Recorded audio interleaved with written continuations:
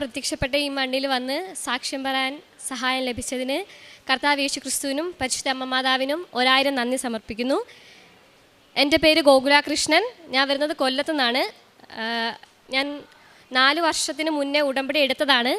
ഉടമ്പടി എടുത്ത് ജർമ്മനിയിൽ പോകാൻ വേണ്ടിയിട്ടായിരുന്നു അന്ന് ഉടമ്പടി എടുത്തത്. ഇവിടെ വന്ന് സാക്ഷ്യം പറഞ്ഞിട്ട് പോയതാണ്.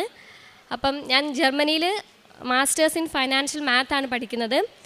അപ്പം 2021 ജാനുവരിയിലാണ് ഞാൻ ആദ്യമായിട്ട് ഉടമ്പടി എടുക്കുന്നത്. ഉടമ്പടി എടുത്ത സമയത്ത് ഞാനിവിടെ വന്നിട്ട് 6 കാര്യങ്ങൾ വെച്ചതിൻ്റെ കൂട്ടത്തിൽ വെച്ചിട്ടുണ്ടായിരുന്നു. എനിക്ക് ജർമ്മനി പോകണം, അവിടെ പോയി മാസ്റ്റേഴ്സ് പഠിക്കണമെന്നുള്ളത്. അങ്ങനെ ഞാൻ 2021 തന്നെ ജർമ്മനി പോയി ഇപ്പോൾ അവിടെ പഠിച്ചുകൊണ്ടിരിക്കുകയാണ്. കഴിഞ്ഞ വർഷം ഞാൻ വീണ്ടും വന്നിട്ട് ഉടമ്പടി പുതുക്കിയിട്ടുണ്ടായിരുന്നു. ഉടമ്പടി പുതുക്കിയ സമയത്ത് ഞാൻ പറഞ്ഞിരുന്നത് എനിക്ക് ജർമ്മനി തന്നെ ഒരു കമ്പനിയിൽ ജോലി കിട്ടാൻ വേണ്ടിയിട്ടായിരുന്നു ഞാൻ വെച്ചിരുന്നത്. കാര്യം ജർമ്മനി പഠിക്കുന്നത് വെച്ചാൽ നമ്മൾ പാർട്ട് ടൈമും ചെയ്യും, അതിൻ്റെ കൂടെ മാസ്റ്റേഴ്സും പഠിക്കും. അപ്പം ഞാൻ ചെന്ന സമയത്ത് ഞാൻ ചെയ്തിരുന്നതെല്ലാം റെസ്റ്റോറൻറ്റ്സിലായിരുന്നു വർക്ക് ചെയ്തിരുന്നത്. മക്ഡൊണാൾഡ്സ് അങ്ങനത്തെ ഓരോ ആമസോൺ അങ്ങനെ കുറച്ചുകൂടി കഷ്ടപ്പാടുള്ള ജോലിയായിരുന്നു. അപ്പോൾ ഞാൻ ഓരോ വട്ടം വർക്കിന് പോകുമ്പോഴും മാതാവിനോട് പ്രാർത്ഥിക്കും, എനിക്ക് ജോലി ചെയ്യാൻ പറ്റത്തില്ല, എനിക്കൊരു ഫ്യൂച്ചറുള്ള ജോബല്ല ഇത്, നാളെ എനിക്കൊരു എക്സ്പീരിയൻസ് ഉണ്ടാവില്ല. അപ്പോൾ എനിക്ക് കുറച്ചുകൂടി എക്സ്പീരിയൻസ് കിട്ടുന്ന ഏതെങ്കിലും ഒരു ഇൻ്റർനാഷണൽ കമ്പനിയിൽ എനിക്ക് ജോബ് കിട്ടിയേ പറ്റൂ, എനിക്ക് എക്സ്പീരിയൻസ് ഇല്ല എന്നാലും എനിക്ക് കിട്ടിയേ പറ്റൂ എന്ന് പറഞ്ഞിട്ട് ഞാൻ ഇവിടെ വന്ന് വീണ്ടും ഉടമ്പടി പുതുക്കി. എന്നിട്ട് ഞാൻ തിരിച്ചു പോയിട്ട് കഴിഞ്ഞ വർഷം വീണ്ടും അപ്ലൈ ചെയ്തു. അതിന് മുന്നേ ഒരു സംഭവം ഉണ്ടായിട്ടുണ്ടായിരുന്നു. ഞാൻ ജർമ്മനി ചെന്നതിന് ശേഷം ഞങ്ങൾക്ക് അവിടെ ഒരു പ്രീ റിക്വസിറ്റ് ഉണ്ടായിരുന്നു. എന്ന് വെച്ചാൽ അവിടെ 2 എക്സാംസ് ഉണ്ട്, മസ്റ്റായിട്ട് എഴുതേണ്ട എക്സാംസാണ്. അത് പാസ്സായാൽ മാത്രമേ നമുക്കവിടെ മാസ്റ്റേഴ്സ് കണ്ടിന്യൂ ചെയ്യാൻ പറ്റൂ. ജർമ്മനിയിലെ സ്കെയിൽ എന്ന് വെച്ചാൽ 1 to 5 ആണ്. 5 എന്ന് വെച്ചാൽ ഫെയിലായെന്നും 1 എന്ന് വെച്ചാൽ ഹയസ്റ്റ് സ്കോർ എന്നുമാണ്. അപ്പോൾ ഞാൻ ആദ്യം എഴുതിയ എക്സാംസിനൊക്കെ ഞാൻ ഫെയിൽ ആവുമായിരുന്നു. എല്ലാത്തിനും എനിക്ക് 5 ആയിരുന്നു. എപ്പോഴും പരീക്ഷയ്ക്ക് എഴുതിയ തോക്കുമായിരുന്നു. എപ്പോഴും എക്സാം എഴുതുന്നു, കരച്ചിൽ. എനിക്ക് ജർമ്മനി പറ്റത്തില്ല, എനിക്ക് തിരിച്ചു പോകണം, ആ ഒരു കണ്ടീഷനായിരുന്നു. ആ ഒരു ഇടയ്ക്ക് ഇവിടെ വന്നു പ്രാർത്ഥിച്ച് ഉടമ്പടി എടുത്തെങ്കിലും ജർമ്മനി ചെന്ന് കഴിഞ്ഞിട്ട് ഭയങ്കര ഉഴപ്പായിരുന്നു. പിന്നെ ഞാൻ ഉടമ്പടി നോക്കത്തില്ലായിരുന്നു. ഫ്രണ്ട്സ് ഭയങ്കര ചില്ലിങ്, ഭയങ്കര വൈബ്, ആ ഒരു രീതിയിലായിരുന്നു. എന്നിട്ട് ഞാൻ വീണ്ടും ഉടമ്പടി 2ാമത് പുതുക്കിയിട്ട് എക്സാംസ് എഴുതാൻ പോയി. പിന്നെ എഴുതിയ എക്സാംസിനൊക്കെ ഭയങ്കര ടോപ്പായിരുന്നു. എനിക്കായിരുന്നു എന്താ പറയുക, ഒരു ജർമ്മൻ യൂണിവേഴ്സിറ്റിയിൽ കുറേ ഇൻ്റർനാഷണൽ സ്റ്റുഡൻസ് പഠിക്കുന്നിടത്ത് ഞാൻ എഴുതിയ എല്ലാ എക്സാംസിനും 95% എബോ ആയിരുന്നു. അതേ ഡിപ്പാർട്ട്മെൻറ്റിൽ തന്നെ മാത്ത് ഡിപ്പാർട്ട്മെൻറ്റിൽ ആദ്യം എഴുതിയ എക്സാംസിനൊക്കെ ഫെയിലായ ഒരു രീതിയിൽ അറിഞ്ഞിരുന്ന ഞാൻ ഏറ്റവും ടോപ്പ് എന്ന രീതിയിൽ ഡിപ്പാർട്ട്മെൻറ്റ് അറിയാവുന്ന അത്രയും രീതിയിൽ കർത്താവിനെ ഉയർത്തി. കാര്യം ഓരോ വട്ടം എക്സാംസിന് പോകുമ്പോൾ ഞാൻ പ്രാർത്ഥിക്കുമായിരുന്നു, ദൈവമേ 3 ദിവസത്തിന് ശേഷം നിന്നെ ഉയർത്തിയ കർത്താവ് ഈ പരീക്ഷയ്ക്ക് തോറ്റുപോയ എന്നെ ഉയർത്താൻ സാധിക്കില്ലേ, നീ ഉയർത്തുമ്പോൾ ഞാൻ ഉറച്ച് വിശ്വസിക്കുന്നു എന്ന് പറഞ്ഞ് കാശുരൂപം കൈപ്പിടിച്ചിട്ട് ഞാൻ എക്സാംസിന് വീണ്ടും പ്രത്യാശയോടുകൂടി പോയി എക്സാംസ് എഴുതി. പിന്നെ എഴുതി ഓരോ എക്സാംസിനും എനിക്ക് പിന്നെ തിരിഞ്ഞ് നോക്കേണ്ട വന്നിട്ടില്ല. എല്ലാ എക്സാംസിനും ഞാൻ തന്നെ ആയിരുന്നു ടോപ്പ്. പിന്നെ കഴിഞ്ഞ വർഷം ഞാൻ വീണ്ടും ജോബിന് അപ്ലൈ ചെയ്യാൻ തുടങ്ങി. ജോബിനൊക്കെ റിജക്ഷൻ ആയിരുന്നു. കാര്യം ജർമ്മൻ ലാംഗ്വേജ് എനിക്കറിയില്ല, ഞാൻ പഠിക്കുന്നത് ഇംഗ്ലീഷിലാണ്, പ്രൊഫസേഴ്സ് എല്ലാം ഇംഗ്ലീഷിലാണ് സംസാരിക്കുന്നത്. അതുകൊണ്ട് ഞാൻ ജർമ്മൻ ലാംഗ്വേജ് കൂടുതൽ കോൺസെൻട്രേറ്റ് ചെയ്തിട്ടേ ഇല്ല, ഇംഗ്ലീഷ് മാത്രമേ എനിക്ക് അറിയുള്ളൂ. അപ്പം ഒരു ജർമ്മൻ കൺട്രി ആയതുകൊണ്ട് അവിടുത്തെ ലാംഗ്വേജ് അറിയാത്തതുകൊണ്ട് എനിക്ക് ജോബ് കിട്ടുന്നില്ലായിരുന്നു. ഞാൻ പിന്നെ ഓരോ ആപ്ലിക്കേഷൻസിലും ഉപ്പിട്ട് പ്രാർത്ഥിച്ച് മാതാവിൻ്റെ എണ്ണ കുരിശ് വരച്ച് അങ്ങനെ ഓരോ ജോബിനും അപ്ലൈ ചെയ്യാൻ തുടങ്ങി. അപ്പോൾ എന്നോട് ഫ്രണ്ട്സ് പറയുമായിരുന്നു, നിനക്ക് പെട്ടെന്ന് കിട്ടില്ല, മിനിമം ഒരു 6 months എങ്കിലും വേണം നമുക്കൊരു ഇൻറ്റേൺഷിപ്പോ ജോബോ ജർമ്മനിയിലൊക്കെ കിട്ടാൻ. ഞാൻ പറഞ്ഞു, എനിക്ക് എന്തിനാണ് 6 മാസത്തിൻ്റെ ആവശ്യം? കർത്താവ് യേശു ക്രിസ്തു ഞാൻ വിശ്വസിക്കുന്നുണ്ടെങ്കിൽ കർത്താവ് എന്തുകൊണ്ട് എനിക്ക് 6 മാസം നീട്ടിത്തരണം? 1 മാസം കൊണ്ട് അല്ലെങ്കിൽ 2 മാസം കൊണ്ട് എന്തുകൊണ്ട് എനിക്ക് ജോബ് തന്നൂടാ? ആ ഒരു വിശ്വാസത്തിലും ആ ഒരു പ്രാർത്ഥനയിൽ ഞാൻ മാതാവിനോട് പറഞ്ഞു, 6 മാസമൊന്നും എനിക്ക് കാത്തിരിക്കാൻ പറ്റത്തില്ല, ഇപ്പം തന്നെ 1.5 കൊല്ലം കഴിഞ്ഞു, എനിക്ക് എന്താണെങ്കിലും 1 മാസത്തിനുള്ളിൽ ജോബ് കിട്ടിയേ പറ്റൂ എന്ന വിശ്വാസത്തോടു കൂടി ഉപവാസം എടുത്ത് ഞാൻ വീണ്ടും പ്രാർത്ഥിച്ചു. അങ്ങനെ ഒരു കമ്പനിയിൽ ഇപ്പം ഞാൻ ജോയിൻ ചെയ്തിട്ട് 8 months ആയി. റിമോട്ടായിട്ട് എനിക്ക് ഒരു ഇൻ്റർനാഷണൽ കമ്പനിയിൽ ഫൈനാൻസ് ഡിപ്പാർട്ട്മെൻറ്റിൽ ഫൈനാൻസ് അനലിസ്റ്റായിട്ട് ജോബ് കിട്ടി. അങ്ങനെ ജോബ് കിട്ടിക്കഴിഞ്ഞപ്പോൾ തന്നെ ഞാൻ മാതാവിനോട് ഓരോ വട്ടം ജോസഫ് അച്ഛൻ്റെ പ്രാർത്ഥന എല്ലാ ചൊവ്വാഴ്ച കേൾക്കുമ്പോഴും എനിക്ക് ഭയങ്കര ആഗ്രഹമായിരുന്നു ഇവിടെ വന്നിട്ട് അഖണ്ഡ ജപമാല കൂടണം എന്നുള്ളത്. പക്ഷേ കഴിഞ്ഞ മാസം എനിക്ക് 7-ാം തീയതി ആയിരുന്നു എൻ്റെ തീസിസിൻ്റെ ഫൈനൽ സബ്മിഷൻ. പക്ഷേ കുറച്ച് ടഫായിട്ട് ടോപ്പിക്കായിരുന്നു. ഞാൻ പഠിച്ചത് മാത്സ് ആണെങ്കിലും ഞാൻ വർക്ക് ചെയ്ത് കുറച്ചുകൂടി ആർട്ടിഫിഷ്യൽ ഇൻ്റലിജൻസിൻ്റെ ഫീൽഡായിരുന്നു, ഈ ഇമേജ് സൂപ്പർ റെസൊല്യൂഷൻ. അപ്പോൾ എനിക്ക് ഭയങ്കര ഡിഫിക്കൽട്ടായിരുന്നു ആ ഒരു ടാസ്ക്. കോഡിങ്ങും അത്ര എനിക്കറിയില്ല, പൈത്തണും കുറച്ചുകൂടി ബാക്കിലോട്ടാണ്. അതുകൊണ്ട് അവർ തന്ന ഡെഡ് ലൈനിൽ എനിക്ക് സബ്മിറ്റ് ചെയ്യാൻ പറ്റിയില്ല. അതുകൊണ്ട് 7th എനിക്ക് സബ്മിറ്റ് ചെയ്യാൻ പറ്റില്ല. അവർ വീണ്ടും എക്സ്റ്റെൻഡ് ചെയ്ത് 21st വെച്ചു. അപ്പോൾ എനിക്ക് മനസ്സിലായി 21 സബ്മിറ്റ് ചെയ്തിട്ട് എന്തായാലും 25-ാം തീയതിയിലുള്ള അഖണ്ഡ ജപമാലയ്ക്ക് എനിക്ക് വരാൻ പറ്റില്ല. അപ്പോൾ ഞാൻ മാതാവിനോട് പ്രാർത്ഥിച്ചു. കാര്യം നമ്മൾ ഫോറിന് നാട്ടിലേക്ക് വരുമ്പോൾ നമ്മുടെ ആഗ്രഹം നാട്ടിൽ വന്ന് കുറേ ഫുഡ് കഴിക്കണം, കുറേ ഫ്രണ്ട്സിനെ കാണണം, നമ്മൾ ഏറ്റവും കൂടുതൽ മിസ് ചെയ്യുന്നത് അതായിരിക്കും. അപ്പോൾ ഞാൻ മാതാവിനോട് പ്രാർത്ഥിച്ചു, നാട്ടിൽ വന്നിട്ട് എനിക്ക് ഇഷ്ടപ്പെട്ട ആഹാരം കഴിക്കാൻ പറ്റിയില്ലെങ്കിലും എനിക്കിഷ്ടപ്പെട്ട എൻ്റെ ഫ്രണ്ട്സിനെ പോയി കാണാൻ പറ്റിയില്ലെങ്കിലും മാതാവേ, നിൻ്റെ അഖണ്ഡ ജപമാലയ്ക്ക് എനിക്ക് പങ്കെടുക്കാൻ സാധിക്കണമേ, ആ ഒരു കരുണ നീ എന്നോട് കാണിക്കണമേ, നിൻ്റെ കാരുണ്യത്തിൽ മാത്രമാണ് ഞാൻ ജീവിക്കുന്ന ഒരു പ്രാർത്ഥന ഞാൻ വെച്ചിട്ടുണ്ടായിരുന്നു. 21-ാം തീയതിയിലായിരുന്നു എൻ്റെ ഫൈനൽ സബ്മിഷൻ. പക്ഷെ ഒരു 15-ാം തീയതി ആയപ്പോഴത്തേക്ക് ഞാൻ സബ്മിറ്റ് ചെയ്തു. പക്ഷേ ടിക്കറ്റ് എടുക്കാൻ എനിക്ക് ഭയങ്കര കൺഫ്യൂസ്ഡ് ആയിരുന്നു. കാര്യം എനിക്ക് വരണമെന്നുണ്ടെങ്കിലും ദൈവത്തിൻ്റെ ഹിതമാണോ, ദൈവഹിതമാണോ, ദൈവ പദ്ധതിയാണോ എന്ന് എനിക്ക് ഉറപ്പില്ലായിരുന്നു. അപ്പം ഞാൻ കുറച്ച് ടഫായ രീതി മാതാവിനോട് പറഞ്ഞു, എങ്ങനെ പോയാലും ടിക്കറ്റിന് ഒരു 19,000 രൂപ അങ്ങോട്ടും ഇങ്ങോട്ടും ആവും. പക്ഷേ ഞാനൊരു 30,000 രൂപയ്ക്ക് താഴെ ടിക്കറ്റ് കിട്ടിയാൽ മാത്രമേ വരുള്ളൂ. അങ്ങനെ വരുവാണെങ്കിൽ ഞാൻ വിശ്വസിക്കും മാതാവിൻ്റെ ഹിതമാണ് ഞാൻ വരണമെന്നുള്ളത്. അങ്ങനെ ഞാൻ ടിക്കറ്റ് നോക്കുമ്പോൾ ഒന്നും റേറ്റ് കുറവില്ലായിരുന്നു. ഞാൻ വിചാരിച്ചു ഓക്കെ എങ്കിൽ പിന്നെ പോണ്ടാന്ന്. പക്ഷേ പെട്ടെന്നൊരു ദിവസം ടിക്കറ്റ് റേറ്റ് കുറഞ്ഞു.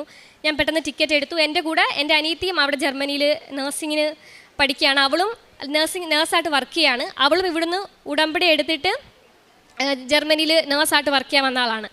അപ്പോഴത്തേക്ക് അവളും ഞാനും കൂടി പെട്ടെന്ന് ഇങ്ങോട്ട് വന്നു. 25-ാം തീയതി രാത്രി ഞങ്ങൾ അഖണ്ഡ ജപമാലയ്ക്ക് വരാൻ വേണ്ടി എല്ലാം തയ്യാറായി കിടന്നു.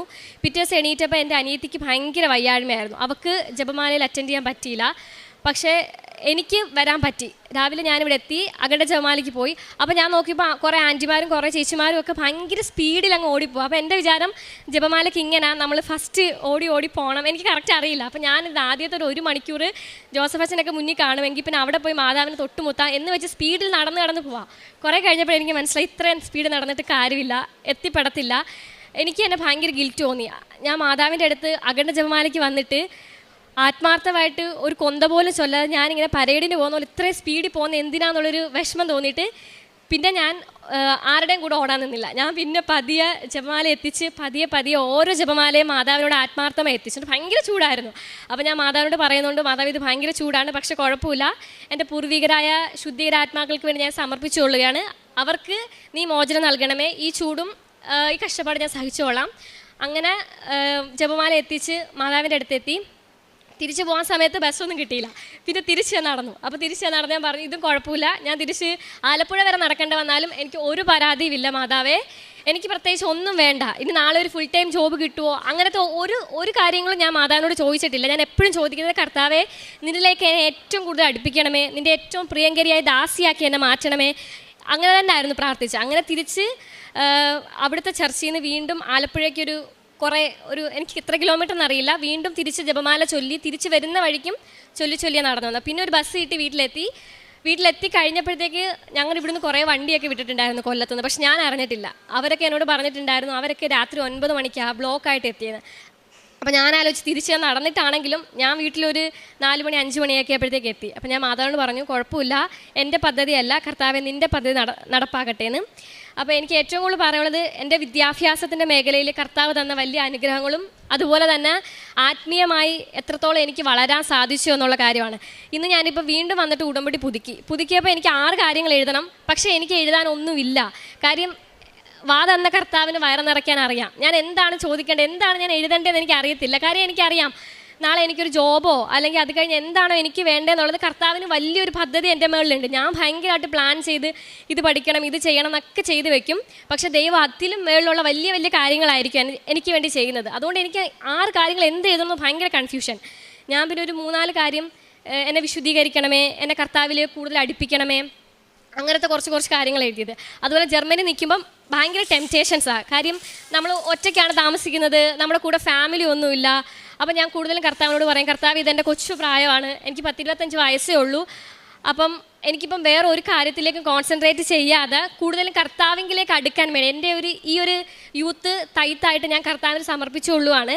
കർത്താവ് എനിക്ക് വേറെ ഒന്നും വേണ്ട, നിന്നെ എനിക്ക് പൂർണ്ണമായിട്ടും സ്വന്തമാക്കാൻ എനിക്ക് സാധിക്കണം എന്ന് ഞാൻ കർത്താവിനോട് പറഞ്ഞ് എന്നെ തന്നെ പൂർണ്ണമായി സമർപ്പിച്ച് ഓരോ ദിവസവും കർത്താവിനെ സമർപ്പിച്ചുകൊണ്ട് പ്രാർത്ഥിച്ച് ജീവിക്കാൻ എനിക്ക് സാധിക്കാറുണ്ട്. പിന്നെ ജർമ്മനിയിൽ ഞങ്ങൾ എല്ലാ ഞായറാഴ്ചയും ഹോളി മാസിന് കൂടാറുണ്ട്. അപ്പം അവിടെയുള്ള ക്രിസ്ത്യൻസ് എപ്പോഴും എന്നോട് പറയും, നീ ഹിന്ദുവാണ്, നിൻ്റെ ഈ വിശ്വാസവും നിൻ്റെ ഈ പ്രാർത്ഥന കാണുമ്പം അവർക്ക് തന്നെ അത്ഭുതം തോന്നും, അവരൊന്നും കർത്താവിന് വേണ്ടി ചെയ്യുന്നില്ലല്ലോ. അങ്ങനെയൊക്കെ അവർ പറയുമ്പം എനിക്ക് ഭയങ്കര സന്തോഷം തോന്നും. ഒന്നുമില്ലെങ്കിലും കർത്താവ് എന്നെ തിരഞ്ഞെടുത്തല്ലോ, അതിലെനിക്ക് ഭയങ്കര സന്തോഷമുണ്ട്. പിന്നെ കഴിഞ്ഞ മാസം ഞാൻ വന്നിട്ട് ഓരോ വീടുകളിലും കൊണ്ട് പത്രം കൊടുത്തു. കൂടുതലും ഹിന്ദുസിൻ്റെ വീട്ടിലാണ് കൊണ്ടു കൊടുത്തത്. എൻ്റെ ഇൻറ്റൻഷൻ ഇത്രയേ ഉണ്ടായിരുന്നുള്ളൂ, ഏകദൈവമായ സത്യക്രിസ്തുവിനെ അവരും അറിയണം, അവരും അതിൽ വിശ്വസിക്കണം, അവരും രക്ഷ പ്രാപിക്കണം എന്നൊരു ആഗ്രഹത്തോടു കൂടി ഓരോ വീട്ടിലും കൊണ്ട് ഞാൻ പത്രം കൊടുത്ത് പ്രാർത്ഥിച്ചു. പിന്നെ കാരുണ്യ പ്രവൃത്തിയായിട്ട് ചെയ്യുന്നത്, എനിക്ക് എല്ലാ മാസവും കിട്ടുന്ന സാലറിയുടെ 10% ഞാൻ എപ്പോഴും മാറ്റി വയ്ക്കാറുണ്ട്. ഒരു 10,000 രൂപ അടുപ്പിച്ച് എല്ലാ മാസവും ഞാൻ കാരുണ്യ പ്രവൃത്തിക്കായിട്ട് മാറ്റി വയ്ക്കാറുണ്ട്. ചില മാസങ്ങളിൽ ചിലപ്പം ഹോളി മാസം ആയിരിക്കും ചെയ്യുക. ഒരു ഹോളി മാസം 250 രൂപ അങ്ങനെ കണ്ട. അപ്പം ഒരാഴ്ച 2 ഹോളി മാസം വെച്ച് ചിലപ്പം ഒരു വർഷത്തെ മുഴുവൻ ചെയ്യും. അല്ലെങ്കിൽ പൈസ മാറ്റി വെച്ചിട്ട് നാട്ടിൽ വരുമ്പം ഈ പാവപ്പെട്ട കുറേ ആൾക്കാരെ നമ്മൾ കാണുമല്ലോ, അവർക്ക് എപ്പോഴും പൈസയായിട്ട് കൊടുക്കും. ഞങ്ങളുടെ അവിടെ തന്നെ ഒരു ചേച്ചി ഹസ്ബൻഡ് മരിച്ചുപോയി, വിധവയായി. അപ്പോൾ അങ്ങനെയുള്ളവർക്ക് കൂടുതലും പൈസയായിട്ടായിരിക്കും അങ്ങനെയാണ് കാരുണ്യ പ്രവർത്തികൾ കൂടുതൽ ചെയ്യാൻ പറ്റുന്നത്. പിന്നെ വേറൊരു സംഭവം, ഞാൻ മാതാവിനോട് എപ്പോഴും ചോദിക്കും, മാതാവേ, നിൻ്റെ സ്വന്തം പുത്രൻ ഇങ്ങനെ മരിച്ചു കിടന്നപ്പം നിനക്ക് കർത്താവിനോട് ഒരു പരാതി പോലും പറയാതെ ഇങ്ങനെ കർത്താവിനെ സ്നേഹിച്ചുകൊണ്ട് കർത്താവിൻ്റെ ദാസിയായിട്ട് നിനക്ക് എങ്ങനെ ഇങ്ങനെ നിൽക്കാൻ സാധിച്ചു? എനിക്കത് മനസ്സിലാവുന്നില്ല. എനിക്ക് ഭയങ്കര അത്ഭുതമായിട്ട് തോന്നുക. എനിക്കാണെങ്കിൽ ഒരിക്കലും അംഗീകരിക്കാൻ പറ്റത്തില്ല. എനിക്ക് പ്രിയപ്പെട്ട ആരെങ്കിലും എൻ്റെ മുന്നിൽ മരിച്ചു കിടക്കുമ്പം എന്നിട്ടും കർത്താവിലേക്ക് വിശ്വസിക്കാൻ എനിക്കൊരിക്കലും സാധിക്കത്തില്ല. അങ്ങനെ ഞാൻ മാതാവിനോട് ചോദിക്കുമായിരുന്നു, എങ്ങനെയാണ് മാതാവ് നിനക്ക് ഇത്രയും ശാന്തമായിരിക്കാൻ പറ്റുന്നതെന്ന്. ഞാൻ ജർമ്മനിയിൽ നിന്ന് തിരിച്ച് വീട്ടിൽ വന്നപ്പോഴത്തേക്ക് എൻ്റെ അച്ഛൻ കുടിച്ചിട്ട് ഭയങ്കര ഫിറ്റായിട്ട് നിൽക്കുന്നു. അത് കണ്ടപ്പോൾ ഞാനങ്ങ് തകർന്നു പോയി. അച്ഛന് ഞാൻ നാട്ടിൽ വന്ന് എന്നെ ഒന്ന് കാണണമെന്ന് പറഞ്ഞ് നിൽക്കേണ്ട അച്ഛൻ എങ്ങനെ തോന്നി കുടിച്ചിട്ടിങ്ങനെ. അച്ഛൻ ഭയങ്കര സ്നേഹമാണ്, പക്ഷേ എന്നാലും അച്ഛൻ കുടിച്ചിട്ട് വന്ന് നിന്നപ്പോൾ ഞാനങ്ങ് തകർന്നു പോയി. പക്ഷേ കഴിഞ്ഞ 2 ആഴ്ചകൾ ജോസഫ് അച്ഛൻ്റെ മോർണിംഗ് പ്രെയറിൽ ഡെയിലി ബ്രെഡിൽ ജോസഫ് അച്ഛൻ എപ്പോഴും പറയും, ആദ്യം നിങ്ങൾ ജോർദാനിലായിരിക്കും, പതിയെ നിങ്ങൾ മരുഭൂമിയിലേക്ക് എത്തും. ആ സമയത്ത് നിങ്ങൾ എന്തായിരിക്കും, കുറച്ചുകൂടി വീക്കാവും. പിന്നെ നിങ്ങൾ പരിശുദ്ധാത്മാവിനാൽ ശക്തി പ്രാപിക്കും. ശരിക്കും ആ ഒരു ലൈഫായിരുന്നു എനിക്ക്. എൻ്റെ അച്ഛൻ വീട്ടിലെ പ്രശ്നങ്ങളൊക്കെ വന്നപ്പം ഞാൻ ജർമ്മനി നാട്ടിൽ വന്നെങ്കിലും ഒരാഴ്ച 2 ആഴ്ചയോളം വീട്ടിൽ ഇരുന്ന് കരച്ചിൽ തന്നെ ആയിരുന്നു. കാര്യം അച്ഛൻ ഇങ്ങനെ ഇരിക്കുന്നു, അമ്മയ്ക്ക് തീരെ വയ്യ, അപ്പം ലീവിന് വന്നതല്ലേ, എന്നിട്ടും കർത്താവിനോട് ഒരു വാക്ക് പോലും പരാതി ഞാൻ പറഞ്ഞില്ല. കർത്താവ്, ഞാൻ ലീവിന് വന്നതല്ലയോ. അപ്പോഴാണ് എനിക്ക് ശരിക്കും മനസ്സിലായത് പരിശുദ്ധ അമ്മ മാതാവ് എത്രത്തോളം പരിശുദ്ധാത്മാവിനാൽ നിറഞ്ഞിട്ടുണ്ടായിരിക്കും എന്നുള്ളത്. അങ്ങനെ ഒത്തിരി കർത്താവിലേക്ക് പരിശുദ്ധാത്മാവിൽ നിറഞ്ഞ് ദൈവത്തിലേക്ക് അടുക്കാനുള്ള വലിയ കൃപ അമ്മ മാതാവിൻ്റെ ഉടമ്പടി വഴി എനിക്ക് കിട്ടി. അതുപോലെ ഏത് പരീക്ഷയ്ക്ക് പോയാലും എവിടെ പോയാലും എൻ്റെ ലാപ്ടോപ്പൊക്കെ ഫുൾ ഇങ്ങനെ എണ്ണ വെച്ച് ഇങ്ങനെ വരച്ചുകൊണ്ടിരിക്കും. എപ്പോഴും വിശ്വാസ പ്രമാണം ചൊല്ലി ഉപ്പിട്ടുകൊണ്ടിരിക്കും. എൻ്റെ അച്ഛൻ ഹിന്ദുവാണ്, അമ്മയും ഹിന്ദുവാണ്. അമ്മ വിശ്വാസിയാണ്, അമ്മ ഉടമ്പടി എടുത്തിട്ടുണ്ട്. പക്ഷെ അച്ഛൻ അത്ര വിശ്വാസിയല്ല. അപ്പം ഞാൻ പള്ളിയിൽ പോവുകയാണെങ്കിലും ഹോളി മാസിന് പോവുകയാണെങ്കിലും അച്ഛൻ എപ്പോഴും പറഞ്ഞു, എന്തിനാണ് എപ്പോഴും പള്ളിയിൽ പോകുന്നത്, എപ്പോഴും പോകുന്നത്, എല്ലാ ദൈവവും ഒരുപോലല്ലേ, അങ്ങനെയൊക്കെ അച്ഛൻ പറയും. അപ്പം ഞാൻ കർത്താവിനോട്, പക്ഷെ എനിക്ക് പരാതി പറയാൻ തോന്നിയില്ല. ഇങ്ങനൊരു സാഹചര്യത്തിലാണെങ്കിലും എൻ്റെ ഹൃദയത്തിലെ വിശ്വാസം അടിച്ചുറപ്പിച്ച രീതിയിൽ കർത്താവ് തന്നതിൽ എനിക്ക് ദൈവത്തോട് ഒത്തിരി നന്ദിയുണ്ട്. അതുപോലെ തന്നെ എനിക്കിപ്പം അടുത്ത ഓരോ വർഷം കൂടുന്തോറും ഓരോ ന്യൂ ഇയർ ആകുമ്പം താങ്ക്സ് ഗിവിംഗ് എന്ന് പറയുന്നൊരു പരിപാടിയുണ്ട്. നമ്മൾ രാത്രി 12 മണിക്ക് എല്ലാവരും കൂടി ഇരുന്നിട്ട് പ്രാർത്ഥിക്കുന്ന ഒരു സംഭവമുണ്ട്. കഴിഞ്ഞ വർഷം ദൈവം തന്ന എല്ലാ അനുഗ്രഹങ്ങൾക്കും ഓരോ വർഷവും ദൈവം തന്ന അനുഗ്രഹങ്ങൾ ഓർത്ത് കൂടുതൽ നന്ദി പറയാനേ ഉള്ളൂ. അപ്പം ഞാൻ കർത്താവിനോട് പ്രാർത്ഥിക്കും, കർത്താവെ, ഈ വർഷം ന്യൂ ഇയറിന് അനുഗ്രഹത്തേക്കാൾ കൂടുതൽ ഞാൻ നിന്നോട് കൂടുതൽ അടുത്തു എന്ന് എനിക്ക് പറയത്തക്ക വിധം കുറേ അനുഭവങ്ങൾ തരണേ എന്ന് പറഞ്ഞ് ഞാൻ പ്രാർത്ഥിക്കാറുണ്ട്. അപ്പോൾ ഇത്ര അനുഗ്രഹങ്ങൾ തന്നതിനും നിങ്ങളുടെയൊക്കെ മുന്നിൽ വന്ന് ഇത്രയും സംസാരിക്കാൻ പറ്റിയതിൽ ഒത്തിരി സന്തോഷമുണ്ട്. ഞാൻ വന്ന് പറയും മുന്നേ ഞാൻ ആലോചിച്ച് എന്ത് ഞാൻ പറയും, ഞാൻ ഒട്ടും പ്രിപ്പയർഡ് അല്ല. ഓരോ ചേച്ചിമാർ പേപ്പറിലൊക്കെ എന്ത് പറയേണ്ടതെന്ന് എഴുതി വെച്ചിട്ടുണ്ട്, ഞാൻ ഒന്നും എഴുതി വെച്ചിട്ടില്ല, എന്താ അവിടെ പോയി പറയാനെന്ന് ചിന്തിച്ചു. പിന്നെ ഞാൻ വിചാരിച്ചു, നീ എന്താണ് പറയേണ്ടതെന്നുള്ളത് തക്ക സമയത്ത് പരിശുദ്ധാത്മാവ് നിനക്ക് ജ്ഞാനം തരും. അതുകൊണ്ട് നീ ഒട്ടും എന്താ പറയുക ആശങ്കപ്പെടേണ്ട ആവശ്യമില്ല. ആ ഒരു വചനം എൻ്റെ മനസ്സിൽ ഇങ്ങനെ പറഞ്ഞിട്ട് ഞാൻ ഇരിക്കുകയായിരുന്നു. അതുപോലെ തന്നെ എല്ലാ ആഴ്ചയും ഞാൻ എന്താ പറയുക എൻ്റേതായ രീതിയിൽ കുഞ്ഞു പ്രേയേഴ്സ് എഴുതിയിട്ട് ഞങ്ങളുടെ അവിടുത്തെ ഗ്രൂപ്പിൽ ഞാൻ അയക്കാറുണ്ട്. അതുപോലെ ഞാൻ എഴുതിയൊരു പ്രേയറാണിത്. Oh my God, as you loved your beloved son Jesus, as you loved your David, as you loved Abraham, please love us and let us unfit for the world, let us fit for your plans. And sometimes we are too late for our works, but we never ever be late to praise you or worship you. Amen. സങ്കീർത്തനങ്ങൾ 37:4-5 തിരുവചനങ്ങൾ. കർത്താവിൽ ആനന്ദിക്കുക, അവിടുന്ന് നിൻ്റെ ആഗ്രഹങ്ങൾ സാധിച്ചു തരും. നിൻ്റെ ജീവിതം കർത്താവിനെ ഭരമേൽപ്പിക്കുക, കർത്താവിൽ വിശ്വാസമർപ്പിക്കുക, അവിടുന്ന് നോക്കിക്കൊള്ളും. ഗോകുല കൃഷ്ണൻ എന്ന ഈ മകൾ എത്ര സുന്ദരമായിട്ട് ഉടമ്പടി ജീവിതം തൻ്റെ ജീവിതത്തെ തന്നെ മാറ്റിമറിച്ചുവെന്ന് നമ്മളോട് വാക്കുകളിലൂടെ പങ്കുവയ്ക്കുകയാണ്. ഭൗതികമായ നേട്ടങ്ങളല്ല മകൾ ശരിക്കും നമ്മളോട് സംസാരിച്ചത്. മകൾ പങ്കുവച്ചത് മുഴുവനും ഈശോയെ കണ്ടെത്തി സ്നേഹിച്ച, ഈശോയ്ക്ക് സ്വന്തമായ, ഈശോയുടെ സംരക്ഷണയിൽ ജീവിതം മുഴുവനും ഓരോ നിമിഷവും ജീവിച്ചു കൊണ്ടിരിക്കുന്ന സാഹചര്യങ്ങളെക്കുറിച്ചാണ്. സുന്ദരമായ ഒരു ഉടമ്പടി സാക്ഷ്യമാണ് മകൾ പങ്കുവച്ചത്. ശരിക്കും ഓരോ വാചകവും നമ്മൾ കേട്ടുകൊണ്ടിരിക്കുമ്പോൾ ഇത്ര കണ്ട് എങ്ങനെ ഈശോയെ സ്നേഹിക്കാനാവും, ഇത്ര കണ്ട് എങ്ങനെ അമ്മ മാതാവിൻ്റെ ഉടമ്പടി ജീവിക്കുവാനാവും, ഇത്ര കണ്ട് എങ്ങനെ നമ്മുടെ തന്നെ പ്രവൃത്തികളിൽ ദൈവനാമത്തെ മഹത്വപ്പെടുത്തുവാനാവും, ഇത്ര കണ്ട് എങ്ങനെ സുവിശേഷത്തെ പങ്കുവയ്ക്കുവാനാകും എന്ന് നമ്മൾ ഓരോരുത്തരും നിശ്ചയമായും ചിന്തിച്ചിട്ടുണ്ട്. ഇങ്ങനെ മനസ്സ് പല വിചാരങ്ങൾ കൊണ്ട് എൻ്റെ വിശ്വാസം എവിടെ നിൽക്കുന്നു, ഈ മകൾ പറയുന്ന വിശ്വാസ ജീവിതം എത്ര ഉയരത്തിലാണ് എന്നൊക്കെ നമ്മളിങ്ങനെ ആലോചിച്ച് പോയിട്ടുണ്ട്. എത്ര ഗഹനമായിട്ടാണ് അവരുടെ ദൈവാനുഭവത്തെ നമ്മുടെ മുമ്പിൽ പങ്കുവെച്ചത്. ഒട്ടും നിസ്സാരമായ ഒരു ജീവിത രീതി അല്ല അവൾ പങ്കുവെച്ചത്. നമുക്കറിയാം, അവൾ അവസാനം പറഞ്ഞു വരുമ്പോൾ അവളുടെ ജീവിതത്തിൽ അവളുടേതായ പ്രശ്നങ്ങളുണ്ട്, കുറവുകളുണ്ട്, സാഹചര്യങ്ങളിൽ ചില വിഷമതകളുണ്ട്.